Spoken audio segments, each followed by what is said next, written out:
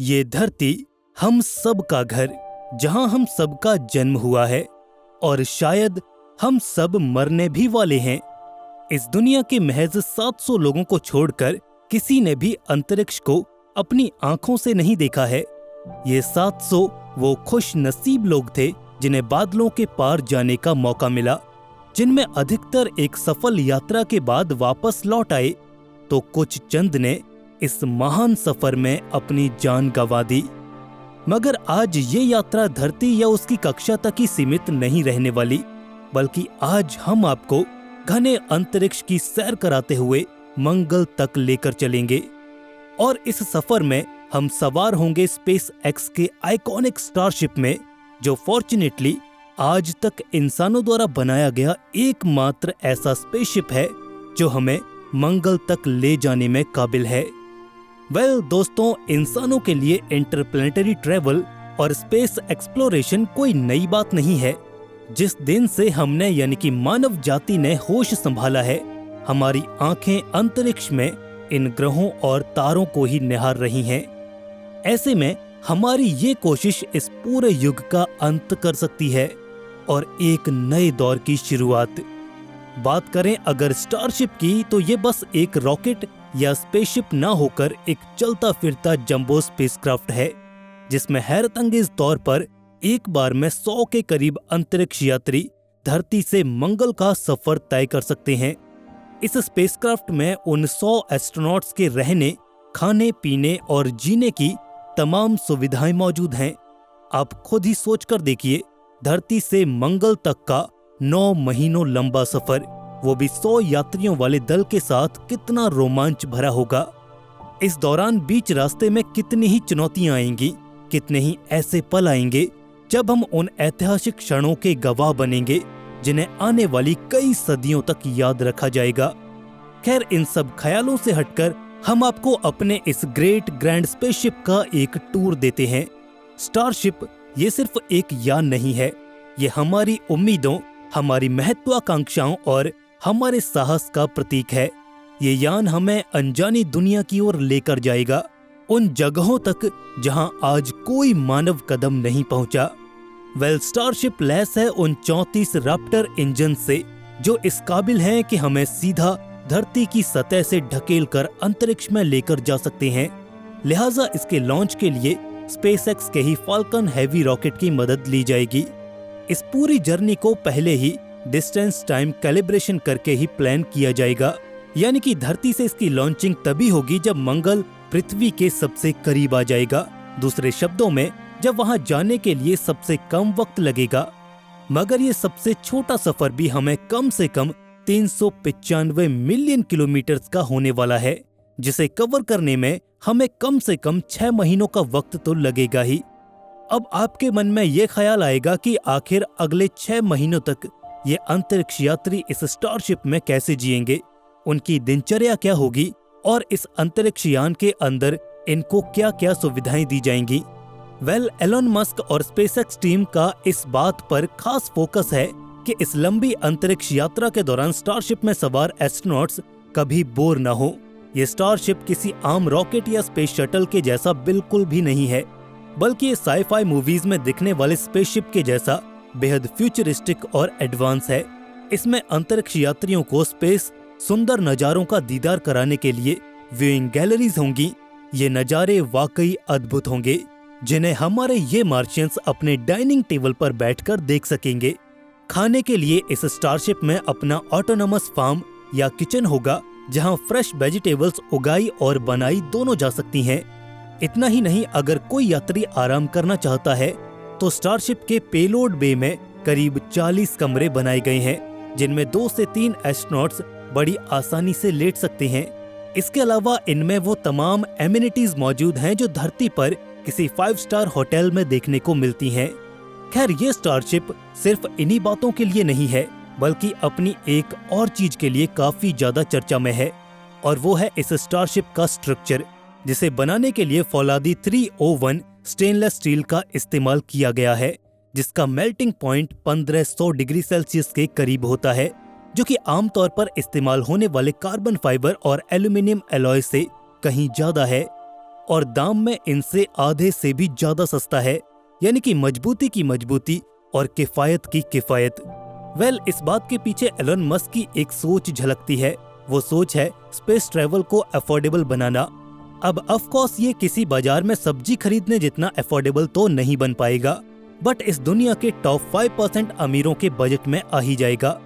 इस कड़ी में रीयूजेबल रॉकेट्स का इस्तेमाल और सस्ते मगर टिकाऊ स्पेस प्रोग्राम्स हमेशा से स्पेसएक्स की पहचान रहे हैं। अब इससे पहले कि हम सफर में आगे बढ़ें, आइए जानते हैं स्टारशिप किन किन मॉड्यूल्स के साथ मिलकर बना है। यह है स्पेसएक्स का आइकॉनिक स्टारशिप, जो इस वक्त हॉरिजॉन्टल पोजीशन में है। अगर हम इसके डायसेक्शनल व्यू को देखें तो हमें ये देखने को मिलता है, from top to the bottom इसमें टोटल 4 फ्यूल टैंक्स हैं, जिसमें 2 बड़े मीथेन और ऑक्सीजन टैंक्स हैं और 2 छोटे ऑक्सीजन और मीथेन टैंक्स हैं, जिनका इस्तेमाल मार्स पर सॉफ्ट लैंडिंग के लिए होगा। लैंडिंग के वक्त क्योंकि इतने बड़े टैंक्स खाली हो जाएंगे, इसीलिए इसे एक हॉरिजॉन्टल पोजीशन मेंटेन करने में मदद मिलेगी। आप इस स्पेसक्राफ्ट के जिस हिस्से को इस वक्त देख रही हैं, वो है इसका सर्विस मॉड्यूल, जिसमें viewing galleries, room, kitchen, farms और तमाम वो इलाके होंगे जहां अंतरिक्ष यात्री रहेंगे। साथ ही इनके निचले हिस्से में कार्गो बे है, जिसमें मार्स के कॉलोनाइजेशन और वहां बेस सेटअप करने के लिए जरूरी तमाम साजो सामान और मशीन्स मौजूद होंगी। बहरहाल अब आप इस स्टारशिप और इसकी कंपोजिशन से अच्छी तरह वाकिफ हैं। आइए अब हम अपने सफर की शुरुआत करते हैं, जिसके लिए इस जाइगेंटिक स्पेसक्राफ्ट को बनाया गया है। इस वक्त आप जिन अंतरिक्ष यात्रियों को इस रैंप पर आगे बढ़ते देख रहे हैं, वास्तव में ये वो पहले इंसान है जो मंगल की सतह पर कदम रखेंगे। ये वो चुनिंदा लोग हैं जिन्होंने मंगल पर जाने के लिए कड़ी ट्रेनिंग ली है और साथ ही वहां मानवता के बीज को अंकुरित करने का बीड़ा भी उठाया है। इन अंतरिक्ष यात्रियों की आंखों में चमक, उनका आत्मविश्वास और उनका दृढ़ निश्चय हमें गर्व से भर देता है। वे जानते हैं कि ये यात्रा सिर्फ उनकी नहीं बल्कि पूरी मानवता की है। वे सभी यात्री इस लिफ्ट में सवार होकर इस स्टारशिप के सर्विस मॉड्यूल तक भेज दिए गए हैं। लॉन्च से पहले सभी जरूरी चेक्स और इंस्पेक्शन को भी परफॉर्म कर लिया गया है और हर पहलू पर खरे उतरने के बाद ही इस स्पेसक्राफ्ट को लॉन्च करने के लिए हरी झंडी मिल जाती है। कंट्रोल सेंटर में बैठे मिशन डायरेक्टर ने अपने कंट्रोल पैनल पर लगे इस लीवर को जैसे ही खींचा, लॉन्च सीक्वेंस शुरू हो गया। 10, 9, 8, 7 के काउंटडाउन के साथ ही वो लम्हा आ गया है जिसका हम सबको इंतजार था। ये काउंटडाउन सिर्फ समय नहीं गिन रहा, ये हमारे सपनों की उड़ान का आरंभ है। एक तेज गर्जना की आवाज और जमीन को थर्राते हुए ये स्टारशिप आसमान का रुख करता है और अपने पीछे छोड़ जाता है ढेर सारा धुआं और सवाल। वो सवाल जिसके जवाब हमें इस स्पेसक्राफ्ट की मार्स पर लैंडिंग के साथ ही मिलेंगे। आज हमने एक कदम बढ़ाया है, लेकिन ये शुरुआत है अनगिनत मीलों की। अंतरिक्ष की इस अनंत यात्रा में हमारी उम्मीदें, हमारे सपने हमारे साथ हैं, क्योंकि ये सिर्फ एक यान नहीं, ये हमारे भविष्य की उड़ान है। हमारे साथ चलिए इस अद्भुत यात्रा में, जहां सीमाएं नहीं हैं, केवल अनंत संभावनाएं हैं। ये है स्टारशिप मिशन, हमारे भविष्य की उड़ान। इस लंबे सफर पर आगे बढ़ना वाकई रोमांचक है, लिहाजा इस रोमांच के साथ तमाम खतरे और जोखिम भी हमारे इंतजार में है। क्या पता इस शांत और मजेदार सफर में हमारी मुलाकात किसी अनापेक्षित खतरे से हो जाए। अब इतने बड़े अंतरिक्ष में इधर उधर विचरती चट्टानों और धूमकेतुओं को ट्रैक कर पाना बेहद मुश्किल काम है। फिर भी स्पेसक्राफ्ट के रास्ते में आने वाली हर छोटी सी छोटी चीज का ट्रैक रखा जाता है। इस जर्नी को सेफ और साउंड बनाने के लिए ऑनबोर्ड कंप्यूटर्स लगातार नियर बाय पासिंग ऑब्जेक्ट्स और पोटेंशियल हर्डल्स का स्कैन जारी रखते हैं और जरूरत पड़ने पर इंजन्स को फायर करके मैन्यूवर्स भी परफॉर्म किए जाते हैं, ताकि ये मेक श्योर किया जा सके कि ये यात्रा सुखद बनी रहे और हमारे स्पेसक्राफ्ट को कोई डैमेज ना हो। खैर, उम्मीद है इस स्पेसक्राफ्ट में लगे तमाम सिस्टम्स सही से काम करेंगे, जिनके चलते सब कुछ प्लान के मुताबिक चलेगा, कोई समस्या खड़ी नहीं होगी। अगर हुई भी तो उससे निपटने के लिए हमारे योद्धा बिल्कुल तैयार रहेंगे। इस दौरान ये स्पेसक्राफ्ट कॉन्स्टेंटली धरती पर बने मिशन कंट्रोल रूम से कनेक्टेड रहेगा, इसके लिए नासा के डीप स्पेस नेटवर्क का इस्तेमाल किया जाएगा, जो सैटेलाइट्स का एक सीरियल कनेक्शन है, जिसके जरिए डीप स्पेस के फार अवे पॉइंट्स पर भी स्ट्रॉन्ग कनेक्टिविटी मेंटेन रखी जाती है। और यहाँ से अगले 180 दिनों की ये यात्रा पूरे सुख और चैन से कटेगी। और फाइनली एक बेहद लंबे और कठिन सफर के बाद जब ये स्टारशिप मार्स के नजदीक पहुंच जाएगा, तो दूर से ही एक लाल परछाई जो इन गैलरीज से देखी जा सकेगी। हर बीतते सेकंड के साथ हमारा स्टारशिप मार्स के और करीब पहुंचता जाएगा।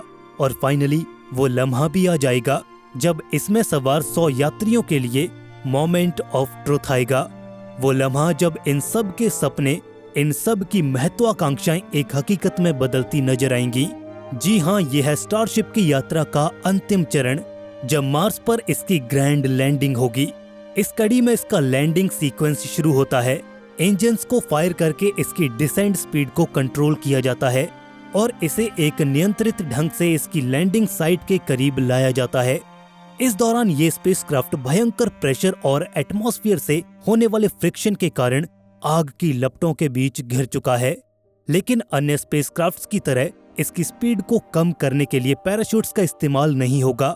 इसके Raptor engines downward thrust produce करके इसकी स्पीड को कम करेंगे और ग्रेविटी के अगेंस्ट इस काउंटर फोर्स का असर ये होगा कि इसकी स्पीड ना के बराबर हो जाएगी और इसके बाद इसकी लैंडिंग साइट पर इसे सॉफ्टली लैंड करवा दिया जाएगा। और इस यात्रा का यहाँ कुछ ऐसे अंत होगा। फिलहाल ये स्पेसक्राफ्ट मंगल की वादियों में शान से खड़ा है। ये खबर पृथ्वी तक पहुंच चुकी है। हर तरफ जश्न का माहौल है, मगर इसके आगे की कहानी आपको अगले पार्ट में मिलेगी।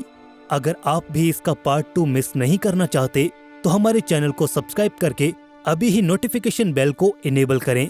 बाकी दोस्तों, अगर आपको आज की ये वीडियो पसंद आई तो इसे लाइक करना ना भूलें और दोस्तों के साथ शेयर भी जरूर करें। नमस्कार।